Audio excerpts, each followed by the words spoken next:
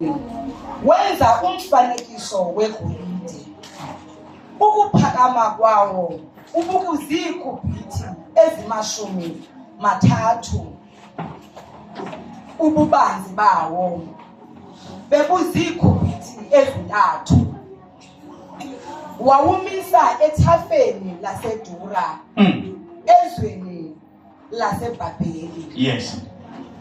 uNebukadnezar wathumela ukuba uhlanganiswe irhuluneli nabathetheli bomkhosi nabamabamba nabagwebi abakhulu nabagcini-ndyebo nabaqondisi mthetho nabagwebi nabo bonke abanegunya emazweni ukuze beze ekusungulweni komfanekiso ubewumisile uNebukadnezar umkani. Zahlanganisana irhuluneli nabathetheli bomkhosi namabamba nabagwebi abakhulu nabagcini-ndyebo nabaqondisi mthetho nabagwebi nabo bonke abanegunya emazweni ukuze usungulwe umfanekiso ubuwumisile uNebukadnezar ukumkani. Bema ke phambi komfanekiso ebewumisile uNebukadnezar ukumkani. Verse 4. Yes.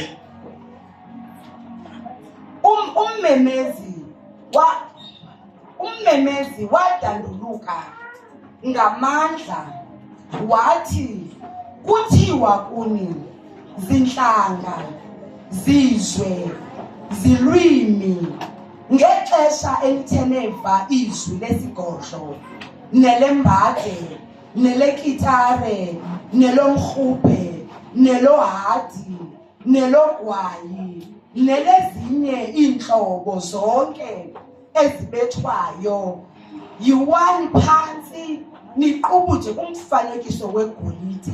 Yenzani njani? Yiwani phansi niqubuje umfanekiso wegolide. Kabani bazalwane? Akiva bandla? Right. Verse 12. Yes. Verse 12.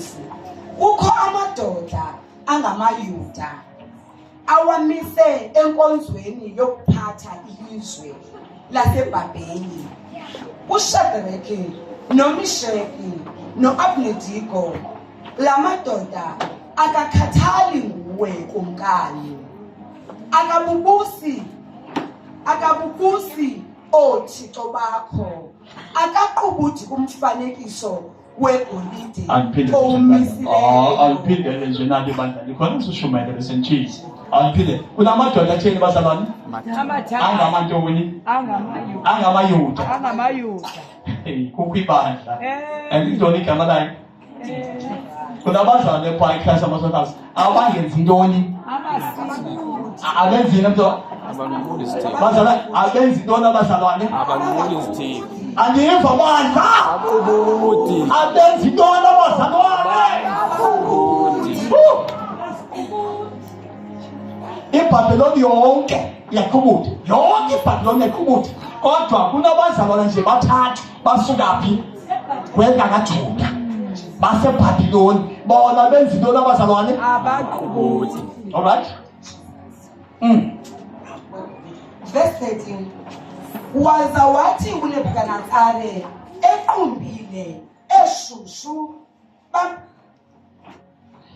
mabaziswe oShadraki noMeshaki noAbednego.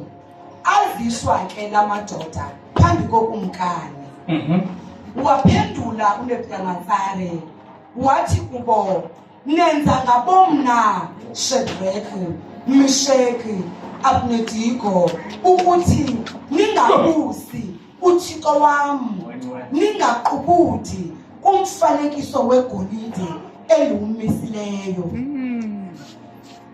Verse 15. Ke ukuba nithe ngoku. Awubamela apha madoda. Jesus. Ah, yeah. Oh yes, Lord. Hlanganiso ni.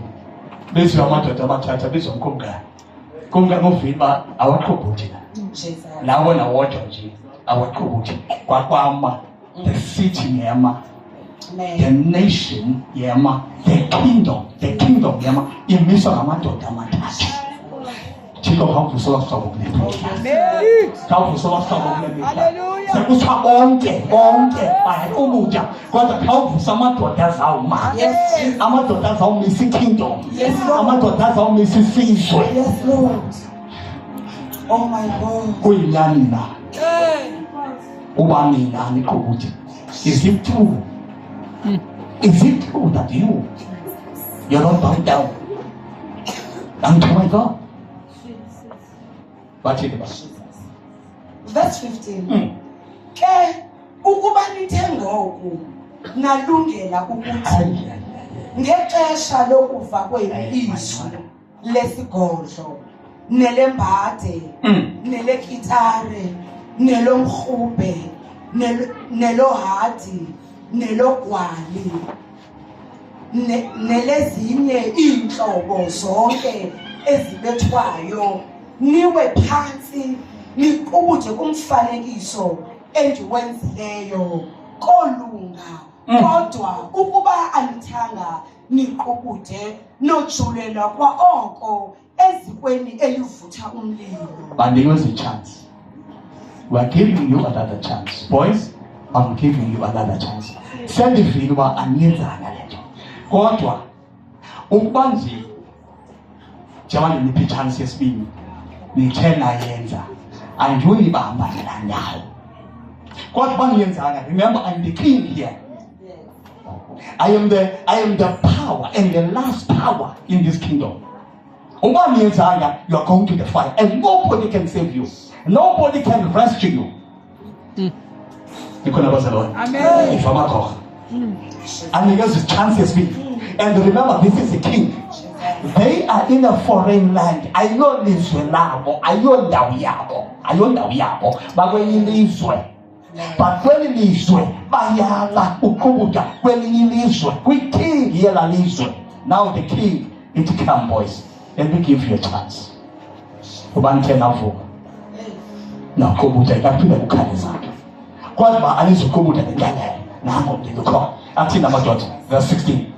Yeah. Ngubani na ke uThixo oyakunisindisa esandleni sami. Verse 16. Baphendula Ngibani ntweni yapha ukukukani. Ngibani ntweni ba. Ngapha kwakhe. Awuthi ngapha kwakhe. Ngapha kwakhe. Come on, church. Awuthi ngapha kwakhe. Ngapha kwakhe. You call the King of Kings. King of Kings. You call the King of Glory. You call who I am that I am. There is an ancient of days. Ngapha kwakhe. Yes. Uthi banothini? Ngubani na ke uThixo oyakunisindisa esandleni sami. Baphendula uShadrach noMeshach noAbednego bathi kukumkani Nebukadnezar, akufuneki kuthi ukuba sikuphendule ngale ndawo. Ukuba uThixo wethu esimbusayo unako ukusisindisa. Jesus. Oh yes, Lord.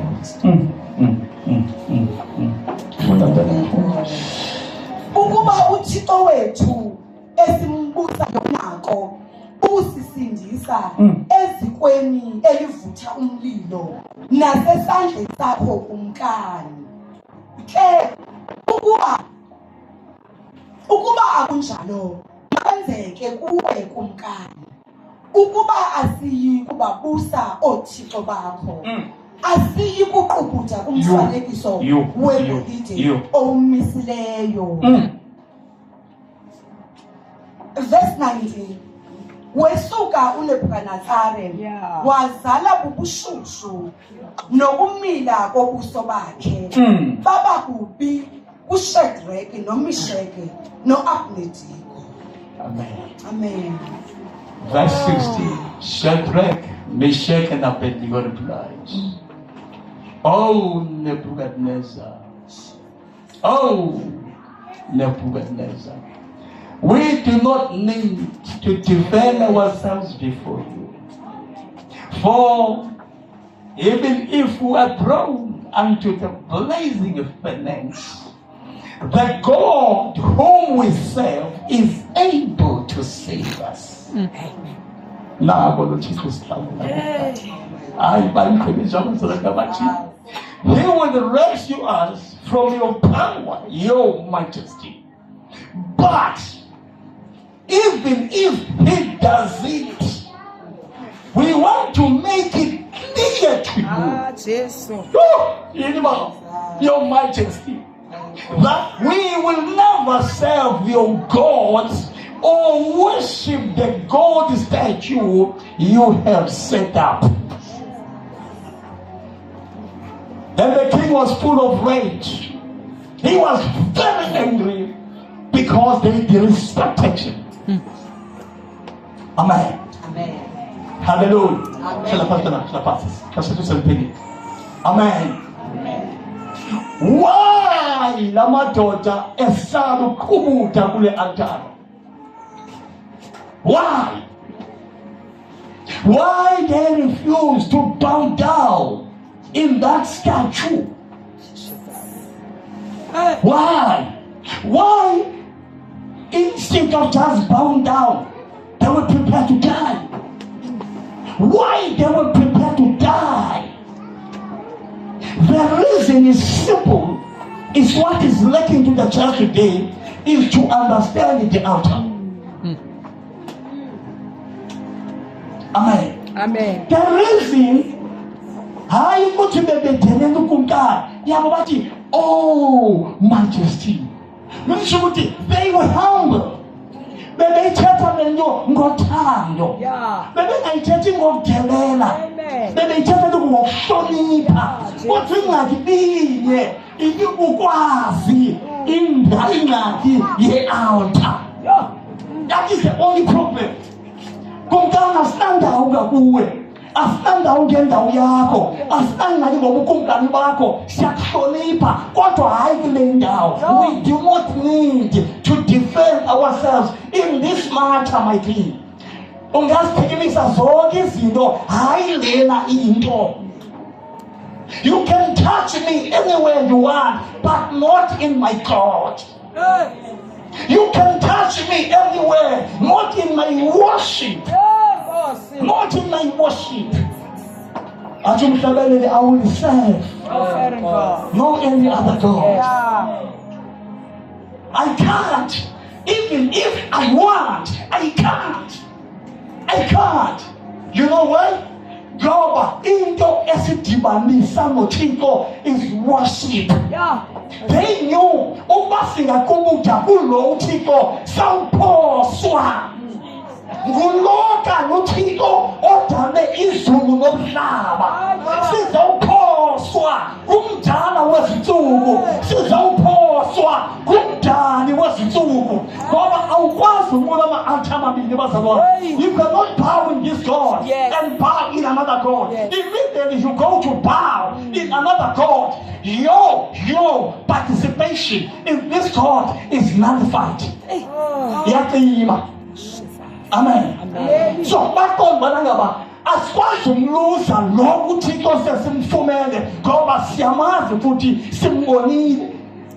Simbonile hamba nathi noThixo, simbonile sihlangula noThixo, sibone sivule iminyango noThixo, simbone kathi isamali zethu noThixo. We cannot lose it. We cannot afford to lose it.